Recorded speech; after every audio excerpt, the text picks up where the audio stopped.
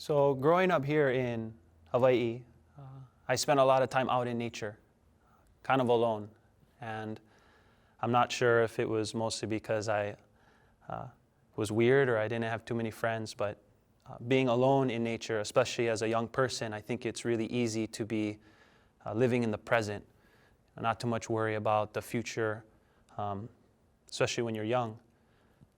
But in these times when I was alone, in these special places across our islands, I began to reflect on who I was, naturally asking questions of identity, and eventually leading into things like, where did I come from?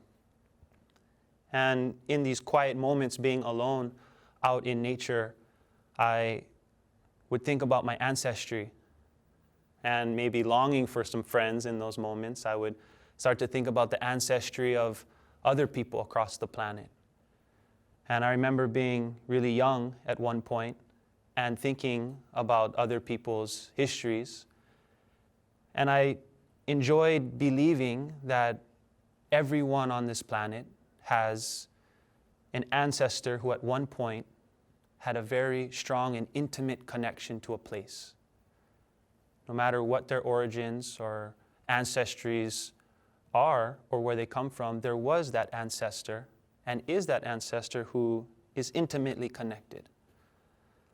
And in those moments, I also acknowledged that there came a point in these ancestors' lifetime where they needed to reevaluate this connection to where they come from. And I also recognized that there are some ancestors who didn't have the opportunity to decide whether they should stay or leave the place that they're connected to. But irregardless, the event happened, which led to this mass migration of the human population across our planet. And oftentimes, these ancestors severed this connection to a specific place. And when I think about the ancestors in that frame of mind, I look back at the great fortune I have of knowing my own ancestry. And it helps me to acknowledge that there are those who have ancestors which never relinquish that connection to a specific place. There are those who continue to connect with a place as the individual. And this philosophy or this perspective, I believe, is very common throughout many indigenous communities on the planet, and very much so across these islands of Hawaii, which are very strong perspective here on Hawaii Island. And growing up, when I was asked, "Who are you?" I was taught a very simple and short response. He Hawaii au. I am Hawaii. I am both the person and the place. Without either, neither can exist. I'm intimately connected to my natural island nation. He Hawaii au. I am Hawaii. And as Hawaii, in these moments of quietness, I experience time in very unique ways. As Hawaii, I feel a deep sense of pride knowing that my oceans can support not only sustenance, but also opportunity for recreation and leisure.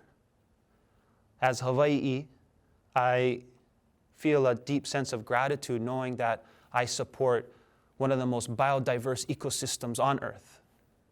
As Hawaii, I am proud to belong to a community of both human and non-human members who are looking to find balance on this planet.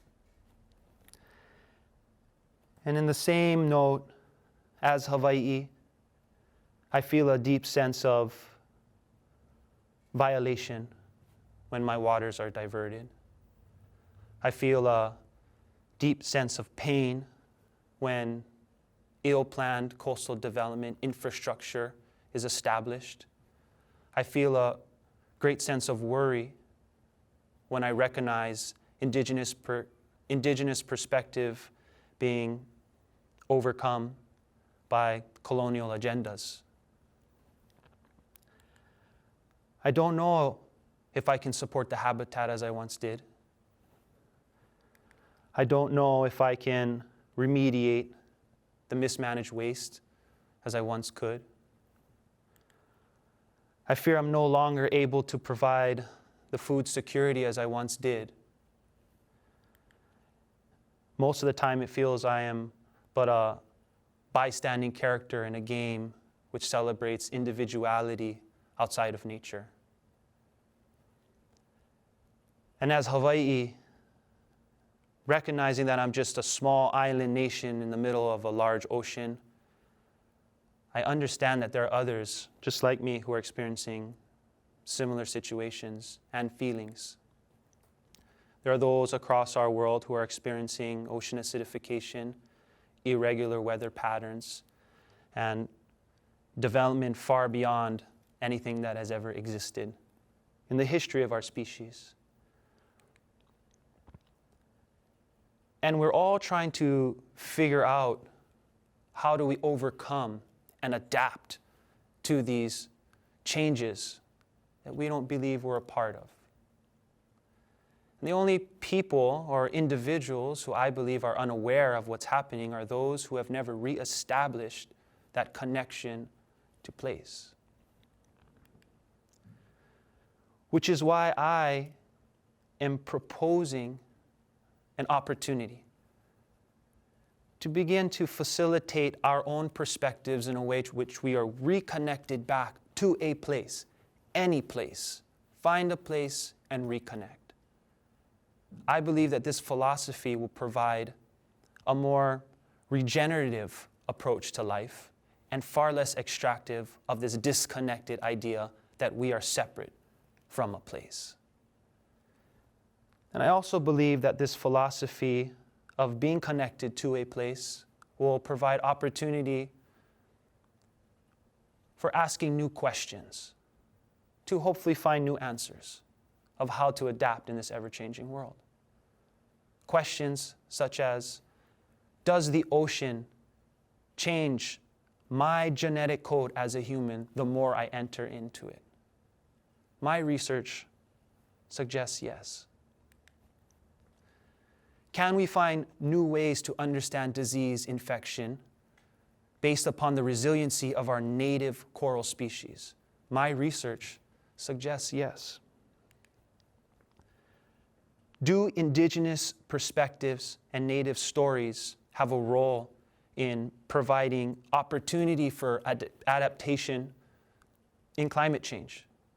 My research suggests yes. And can this idea of humans being connected to a place and inseparable from a place bring us to better protect our planet? Instead of waiting for one researcher or a team of scientists to find out the answers, why don't we try to answer this together? Because one day, I will be back alone in nature, but I will also be among the ancestors. And hopefully then, I will be able to see Hawaii live on, the people, the place, and the perspective. He Hawaii au mau au mau. Thank you.